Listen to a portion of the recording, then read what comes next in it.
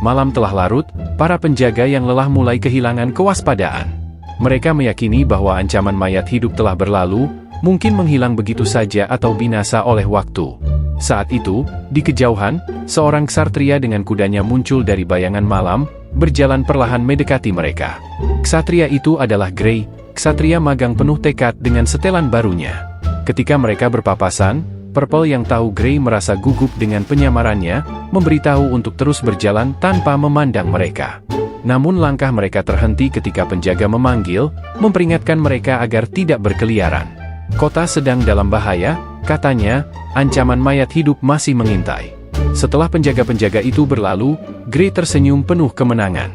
Ia memuji dirinya sendiri sebagai jenius, berhasil menyembunyikan identitasnya di balik armor yang diselimuti sihir. Walaupun sebelumnya dia gugup, tapi perjalanan mereka belum selesai. Sekarang Gray memiliki satu tujuan besar, menemukan seorang master yang akan menjadikannya ksatria sejati. Purple yang mendengarnya menolak mentah-mentah, berkata untuk tidak melakukannya saat malam hari, karena seorang master butuh tidur. Dia menekankan pada Gray untuk tidak menanyakan mengapa master harus tidur, dan sebagai gantinya mencari saat siang hari. Gray tidak berdebat, meski keingintahuannya tentang alasan di balik itu terus menggeliat. Karena ini adalah pertama kalinya bagi Gray menjadi ksatria. Purple mengatakan mereka akan memulai dari kedai, karena seorang ksatria selalu mabuk di kedai seperti pecundang. Hal itu menjadi pelajaran pertama Gray menjadi ksatria. Di tempat lain, di sebuah kastil megah yang dipenuhi suasana tegang, Irene diam termenung. Pandangannya menembus kegelapan, mengarah pada langit kelam yang tak menawarkan jawaban. Pikirannya penuh oleh keputusan besar yang baru saja ia ambil. Salah satu ksatria mendekat dan membujuknya untuk beristirahat. Mereka membutuhkan kekuatan penuh esok hari, untuk pertempuran yang telah disepakati. Namun, Irene menolak. Pikirannya masih sibuk, mempertanyakan kepada para ksatrianya, apakah keputusannya benar. Horus, sang ksatria setia, tidak bisa meragukan keputusannya, tetapi Horus tidak bisa mengetahui mengapa Irene setuju dengan keadaan sulit itu. Irene hanya mampu mengatakan jika Caspar cuma menerima syarat itu saja. Merasa kalau syarat itu adalah sebuah penghinaan kepada tuannya, Horus dengan marah menyarankan lebih baik mereka keluar dari pelabuhan Hamlet. Irene menggeleng pelan dan mengatakan kalau itu mustahil, karena dia membutuhkan pasukan Caspar untuk merebut kembali wilayah Becer yang direbut oleh raja secara ilegal. Horus mengungkapkan kekhawatirannya. Masalahnya adalah syarat yang diajukan Caspar. Mereka harus bertarung secara bergilir, ksatria melawan ksatria.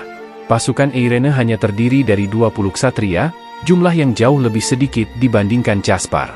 Dia khawatir ini adalah keputusan bunuh diri. Tapi Irene, yang sudah memperhitungkan segalanya, memerintah Horus untuk merekrut tentara bayaran. Dengan strategi yang tepat, peluang mereka masih ada. Keputusannya tegas, tak tergoyahkan.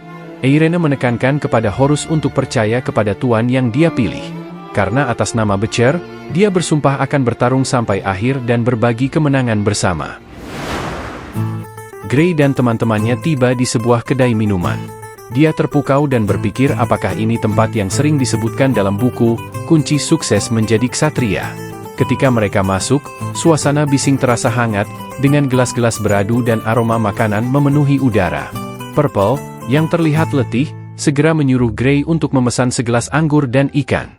Ia kelaparan dan mendesak untuk segera diberi makanan. Pelayan kedai menyambut mereka dengan senyuman ramah, mengantar mereka ke meja di sudut ruangan. Namun, kehadiran Gray menarik perhatian beberapa pengunjung. Bisik-bisik mulai terdengar. Sebagian dari mereka penasaran, bahkan tertarik untuk merekrut Gray ke dalam kelompok mereka. Pas, pemimpin kelompok itu memperhatikan Gray dengan pandangan remeh. Di matanya, Gray tidak lebih dari seorang ksatria gelandangan yang tidak memiliki sesuatu yang berharga untuk ditawarkan. Jika ingin bergabung, Gray harus menunjukkan kemampuannya.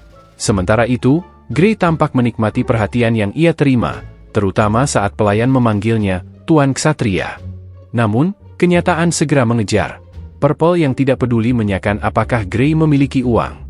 Tapi Gray menjawab bahwa dia hanya memiliki salah satu dari harta milik penyihir agung. Purple kecewa setelah mendengarnya. Karena itu hanya cukup untuk pembayaran malam ini dan akan sulit untuk kedepannya. Meski begitu, Gray tetap tenang. Dalam pikirannya, sebuah ide mulai terbentuk.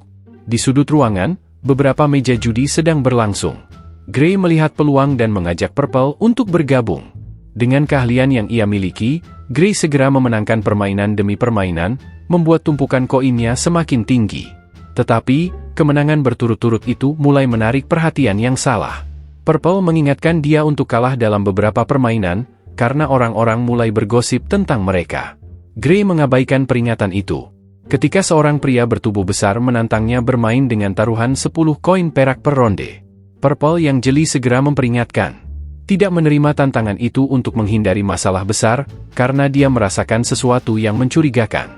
Namun, keras kepala seperti biasa, Gray menerima tantangan itu. Dengan strategi dan pengalaman dari dunianya yang penuh intrik, ia menang telak. Karena di dunia neraka, berjudi merupakan pengetahuan dasar. Ketika ia dan Purple hendak meninggalkan kedai, sekelompok pria menghadang mereka. Tatapan mereka penuh amarah. Mereka menuduh Gray sebagai penipu dan memintanya menyerahkan semua uang yang dimenangkan atau menghadapi konsekuensi. Gray merasa gugup, tetapi tidak terlihat takut.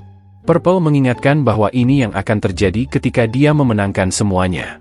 Untuk memecahkan masalah, Gray percaya jika dirinya adalah orang yang berbeda sekarang, dan Tenedos pasti bisa membantunya dalam pertarungan. Tapi Purple tidak mempercayai Tenedos, karena dia selalu merasa seperti tubuh Tenedos akan jatuh terpisah setelah berjalan 2 langkah. Dan Gray, sang ksatria pemula, meyakinkan untuk tidak khawatir. Dia yang menunggangi Tenedos sangat bersemangat dengan pertarungan pertama mereka. Sedangkan pria-pria itu hendak mundur, ketika memperhatikan Gray yang sekarang terlihat seperti ksatria sejati. Tetapi bos mereka memerintah untuk menjatuhkannya dari kuda. Kini, di hadapan Gray berdiri beberapa lawan yang memegang senjata berbeda. Tenedos yang melihat mangsa di depannya, mulai menyiapkan serangan. Dia menyerang dengan tendangan yang kuat, hingga menyebabkan lawannya mengeluarkan darah. Dengan bantuan sihir dari Gray, Tenedos kembali menerjang. Dia melumpuhkan beberapa pria sekaligus. Serangannya cepat dan akurat, membuat para penjudi itu tak mampu melawan. Kerumunan di kedai menyaksikan dengan mulut ternganga. Gray, yang sebelumnya diremehkan, kini berdiri sebagai sosok yang mengesankan. Pas, yang sejak awal menilai Gray sebelah mata, ternganga. Ia mulai mempertimbangkan kembali pandangannya. Purple, meski lega mereka berhasil keluar dari masalah, tidak bisa menyembunyikan rasa terkejutnya. Dia tidak menyangka karena Gray dan Tenedos sangat terampil dalam bertarung. Keesokan harinya, kabar mengejutkan menyebar luas, penguasa pelabuhan Hamlet akan menghadapi tokoh terkenal dari keluarga bangsawan Duke Becher, dalam sebuah turnamen pertarungan ksatria. Di antara kerumunan itu, Pas, pemimpin tentara bayaran Kalajengking Merah, memberitahu Gray tentang turnamen tersebut. Ia menjelaskan bahwa keluarga Becher rela menghabiskan banyak uang, merekrut para peserta bergabung di pihaknya. Pas yakin, dengan kemampuan Gray, turnamen seperti ini bisa dimenangkan dengan mudah olehnya. Mata Gray yang antusias kemudian bertanya, apakah mereka akan memberikan dirinya gelar ksatria. Pas membenarkan perkataannya, karena syarat untuk mengikuti turnamen ini adalah mereka harus seorang ksatria. Jadi Duchess Becher menugaskan mereka masing-masing dengan gelar ksatria sementara. Gray meringis mendengarnya, gelar sementara yang diberikan tidak cukup memuaskan ambisinya. Ia ingin gelar yang memiliki makna dan pengakuan sejati. Sedangkan itu, Caspar mengatakan kepada Irene bahwa dia khawatir tentang reputasi keluarga Becher, karena menggunakan tentara bayaran dan membuktikan jika keluarga Becher sedang melemah. Namun, Irene tidak peduli pada kekhawatiran Caspar. Dia lebih fokus mengingatkan Caspar tentang sumpahnya, sesuatu yang jauh lebih penting daripada sekadar menjaga nama baik. Di sisi lain, seorang perwakilan menjelaskan aturan turnamen kepada semua pihak. Turnamen akan terdiri dari 2 jenis pertempuran, infanteri dan kavaleri. Pertarungan dilakukan secara bergilir, dengan masing-masing pihak mengirim seorang ksatria ke medan perang. Seorang peserta dianggap kalah jika menyerah atau tidak mampu melanjutkan pertempuran. Pemenang dari setiap ronde akan menghadapi ksatria berikutnya dari pihak lawan. Pemenang memiliki hak untuk menentukan apakah pertarungan selanjutnya akan dilakukan dengan kuda atau tidak. Pertarungan berlanjut hingga salah satu pihak kehabisan ksatria, dan pihak yang tersisa dinyatakan sebagai pemenang. Jika Count Caspar kalah, dia harus menepati sumpahnya. Jika Putri Irene kalah, dia harus menerima pertunangan dan menikah dengan putra Count Caspar. Kemudian, ketika pertempuran akan dimulai, para ksatria dari kedua pihak berdiri di arena, disambut dengan sorakan penonton. Pihak Count Caspar membawa ratusan ksatria, menunjukkan kekuatan besar mereka. Sebaliknya, Eirene hanya didampingi lusinan ksatria, jumlah yang jauh lebih kecil. Kesenjangan ini membuat para penonton bergosip dan bertaruh bahwa Eirene pasti akan kalah. Melihat situasi ini, Count Caspar tertawa puas. Baginya, Eirene terlalu bodoh untuk berpikir bahwa pasukan kecilnya bisa menang melawan kekuatan besar miliknya. Dia bahkan berkata untuk berbelas kasih, tidak akan membiarkan Eirene kalah telak. Namun, di balik sikapnya yang tenang, Eirene merasa gelisah. Ia mempertanyakan keberadaan tentara bayaran yang ia sewa untuk memperkuat pasukannya. Salah seorang bawahannya, Horus, segera meyakinkannya bahwa tentara bayaran itu sudah bersiap di luar arena, menunggu perintahnya. Ketika pertarungan dimulai, suasana arena memanas. Ksatria Eirene memenangkan pertempuran pertama dengan gigih. Kemenangan ini memberi harapan bagi pihaknya. Pertarungan kedua pun berakhir dengan kemenangan di pihak Eirene, memperkuat semangat pasukan kecilnya. Namun, situasi berubah pada ronde ketiga. Ksatria Caspar berhasil membalikkan keadaan dan memenangi pertempuran, menunjukkan bahwa pihaknya masih memiliki kekuatan besar. Melihat jumlah ksatrianya yang semakin menipis, Eirene memutuskan untuk mengambil langkah strategis. Ia memerintahkan Horus untuk memanggil tentara bayaran. Horus, yang ragu dengan efektivitas para tentara bayaran, mempertanyakan keputusan Eirene. Ia khawatir tindakan ini akan mencoreng strategi mereka atau malah membuat lawan lebih waspada. Namun, Eirene tetap tenang. Ia menjelaskan bahwa kekuatan mereka terbatas dan harus digunakan dengan hati-hati. Tentara bayaran itu bukanlah senjata utama, melainkan alat untuk melemahkan pasukan lawan secara perlahan. Dengan langkah ini, Eirene berencana memperbesar peluang kemenangan meski situasi tampak tidak berpihak padanya.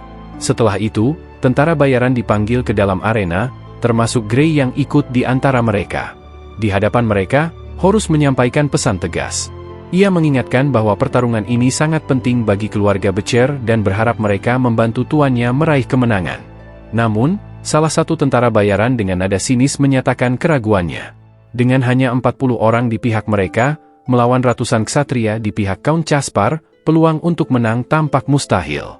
Pernyataan ini membuat suasana semakin berat, dan Horus hanya bisa meringis, merasa terhina harus bergantung pada sekelompok petarung bayaran yang terlihat kurang bersemangat. Di tengah suasana tegang itu, Grey tiba-tiba mengangkat tangannya, menarik perhatian semua orang, terutama Horus. Ia meminta sesuatu yang mengejutkan, gelar ksatria. Horus terlihat bingung, mengingat bahwa Putri Eirene telah memberinya gelar ksatria untuk mengikuti turnamen. Kemudian, Grey menjelaskan maksudnya. Dia tidak menginginkan gelar sementara, melainkan gelar ksatria sejati yang penuh dengan kehormatan. Horus hampir saja memarahi keberanian Grey yang dianggap lancang, tetapi Eirene menghentikannya.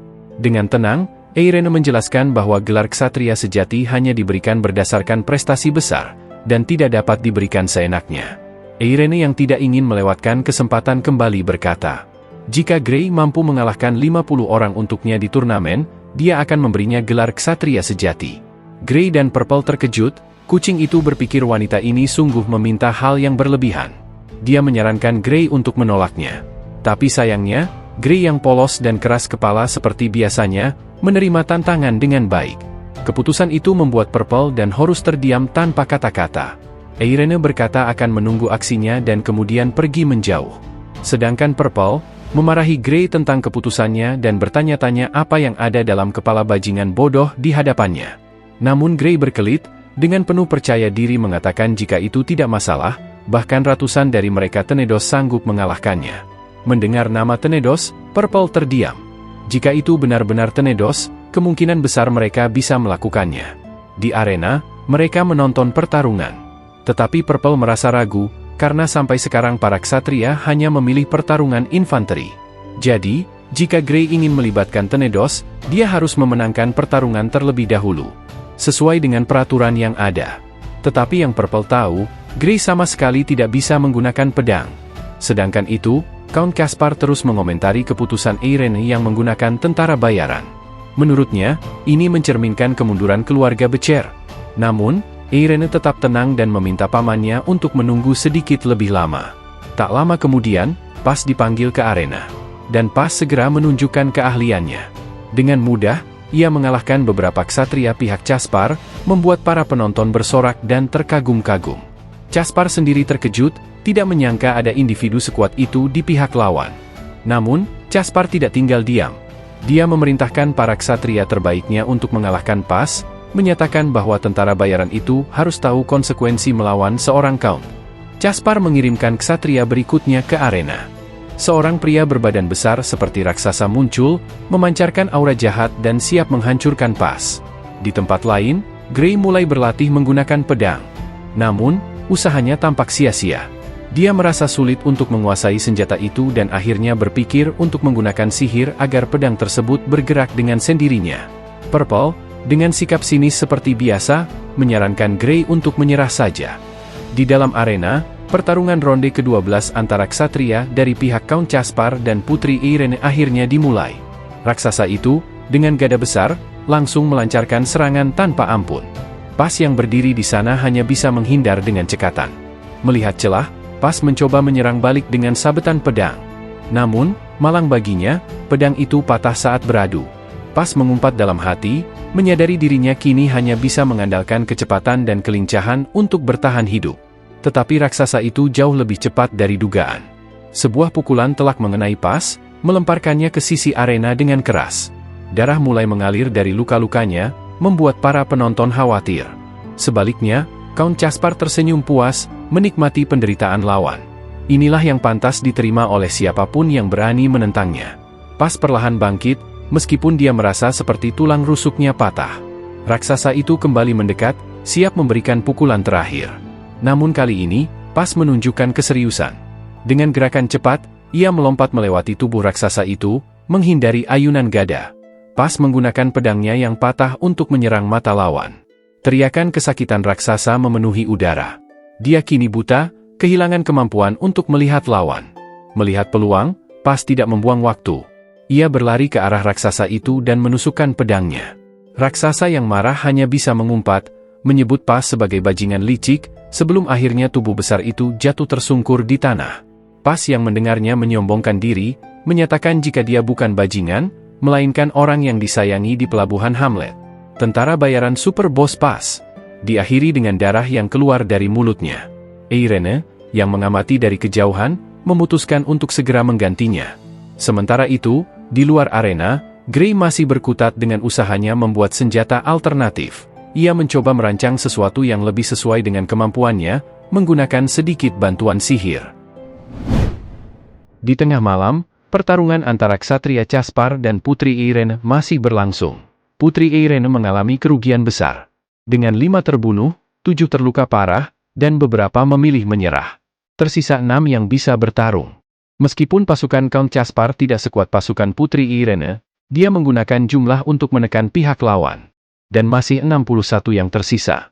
Di sebuah atap, Pas mengamati situasi. Dia mengakui keberanian ksatria Irene, tetapi baginya, 6 melawan 61 adalah misi mustahil. Saat sedang berpikir, Horus tiba-tiba mendatanginya dengan wajah kesal. Ia melampiaskan kemarahan karena setengah dari tentara bayaran memilih menyerah. Ia bertanya keberadaan seseorang yang dengan percaya diri membual bisa mengalahkan 50 musuh. Pas menyebut nama Gray, tapi dia tidak tahu keberadaannya dan mungkin saja sedang memberi makan kucing. Sedangkan di arena, Count Caspar memenangkan pertarungan dan di sisi Putri Irene hanya tersisa 5 orang. Horus, yang tidak punya pilihan lain, bersiap turun sendiri ke arena. Namun, langkahnya terhenti ketika suara berat terdengar dari belakangnya. Saat menoleh, dia melihat Gray datang membawa gerbang raksasa. Semua orang terkejut, tidak tahu apa yang sebenarnya terjadi. Gray yang sudah siap dengan senjata barunya, bertanya berapa orang yang tersisa di pihak Count Caspar. Horus yang tersadar dari keterkejutan berkata bahwa Count memiliki 50 lebih sisa ksatria, dan tanpa basa-basi menyuruh Gray untuk langsung pergi bertarung. Gray merasa lega karena kembali tepat waktu, dan sekarang bersiap-siap menuju arena dengan melempar gerbang raksasa. Gray memanjat ke puncak gerbang dan berdiri tegak sambil berkata dia siap untuk bertarung. Tetapi lawannya bergetar ketakutan dan mengaku menyerah tanpa perlawanan. Untuk pertarungan selanjutnya, karena melihat kemampuan Gray yang terlihat seperti monster, para ksatria Count Caspar tidak ada yang ingin bertarung. Keadaan menjadi kacau dan mereka menuding satu sama lain untuk pergi menghadapi Gray. Count Caspar marah, tersadar atas keberanian Gray, menghancurkan gerbang istana Count dan menggunakannya sebagai senjata. Kemudian salah satu bawahannya berbisik, kalau pasukan mereka lebih memilih melepas gelar ksatria daripada pergi bertarung. Jadi dia menyarankan untuk mengubah mode pertarungan menjadi pertarungan kavaleri. Di arena, Gray sangat kebosanan karena tidak ada seorang pun yang mau bertarung dengannya. Count Caspar memanggilnya, memuji kemampuan fisik Gray. Dia menawarkan untuk melihat kemampuannya dalam pertarungan kavaleri. Namun Putri Irene yang tahu niat busuk pamannya, mengingatkan tentang peraturan yang ada. Pertarungan selanjutnya akan ditentukan oleh pemenang. Caspar yang tidak kehilangan akal, memperingatinya jika dia menolak dalam pertarungan kavaleri, pasukannya tidak akan bertarung. Kalau mereka tidak bertarung, turnamennya akan terus berlangsung hingga lama. Putri Irene yang mengetahuinya menjadi dilema, dia tidak ingin hal itu terjadi. Sebelum menerima tantangan, Gray meminta Count Caspar untuk mengirim semua ksatria untuk melawannya. Karena jika orang-orang itu berhenti keluar di tengah jalan, dia tidak akan bisa mengalahkan 50 orang. Count Caspar yang merasa diunggulkan, tanpa basa-basi menerima kesepakatan. Kemudian Putri Irene berharap Gray untuk menunjukkan keberaniannya sekuat tenaga dan berdoa semoga para roh melindunginya. Gray menepuk dirinya, berjanji membawakan sebuah kemenangan. Dengan semangat membara, dia melompat dari gerbang. Dari arah lain, Tenedos yang ditunggangi Purple melompat ke arena. Dan Gray berhasil mendarat dengan sempurna di punggungnya. Secara bersamaan, ksatria kavaleri Count Caspar datang dalam formasi rapi. Purple yang tidak tahu apa-apa terkejut, bertanya-tanya kegilaan apalagi yang dilakukan mayat hidup satu ini. Salah satu dari mereka mengomandoi untuk mempersiapkan formasi dan hanya ada satu musuh, mereka yakin akan memenangkan pertarungan dengan mudah. Mereka mulai menyerang, tetapi Gray dan Tenedos bergerak dengan lincah, menghindari semua serangan. Gray mencoba menyerang balik dengan pedangnya. Tetapi serangannya hanya mengguncang mental lawan tanpa dampak fisik apapun. Purple yang terbiasa marah, kembali memarahi Gray karena tidak bisa menggunakan pedang, tetapi memaksa menggunakan pedang. Menganggap Tenedos lebih dapat diandalkan daripada dirinya. Gray yang menyadari jika pedang tidak berfungsi. Dengan ini dia berniat menggunakan cara lama penyihir. Kemudian dia menyiapkan trik sihirnya. Seketika itu keajaiban muncul, pola sihir tercipta mengelilingi mereka. Kini tenaga dan pertahanan Tenedos naik berkali lipat. Satu persatu ksatria Caspar tumbang oleh Tenedos yang bergerak seperti kilat. Hingga tidak lama kemudian, Gray dan Tenedos dengan mudah mengalahkan para ksatria Count Caspar. Di arena, Gray berdiri penuh kemegahan. Purple terkesan atas kemenangan mereka. Caspar terkejut melihat semua pasukannya tumbang dan berpikir jika Gray adalah seorang monster. Horus, meski awalnya meragukan Gray, tidak bisa menyembunyikan rasa senangnya atas kemenangan ini. Sedangkan Putri Irene mengembalikan pedang Gray. Gray mengingatkan perjanjian mereka, ia telah mengalahkan lebih dari 50 musuh dan meminta gelar ksatria sejati. Putri Irene tersenyum senang menyambutnya, dia juga akan memenuhi janji dan memberi Gray gelar ksatria dengan segel resmi. Dengan itu, di musim semi ke-107.583 kalender suci, wilayah kerajaan Ishak yang berada di ujung benua Sel. Ksatria yang hebat terlahir akan mengubah seluruh tatanan dunia di masa depan. Beberapa orang marah akan hal ini. Beberapa orang mendukungnya. Dan Gray yang polos, dia tidak tahu kenapa orang-orang melemparnya. Sejak kapan dia ketahuan? Mereka tidak akan menghancurkan tulangnya kan?